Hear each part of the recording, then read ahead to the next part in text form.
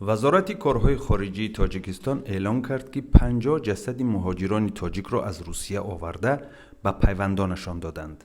دفتر مطبوعات وزارت روز 21 ایون خبر داد که ماشین مخصوص با جسد شهروندان تاجیکستان که در قلمرو روسیه جان باختند روز 20 ایون به دوشنبه رسید. ماشین یخداندار روز 16 ایون به سمت تاجیکستان حرکت کرده بود. وزارت گفته است انتقال جسدها با کمک یک تاجیک سخاوتپیشه و مساعدت مقامات روسیه، قزاقستان و قرقیزستان امکان پذیر شده است. با خروج بیماری کووید 19 اکثریت کشورهای جهان از جمله تاجیکستان و روسیه راههای زمینی و هوایی را بستند. در زمان پاندمی دهها شهروند تاجیکستان در روسیه به سبب‌های گوناگون جان باختند و انتقال جسد آنها امکان ناپذیر شد.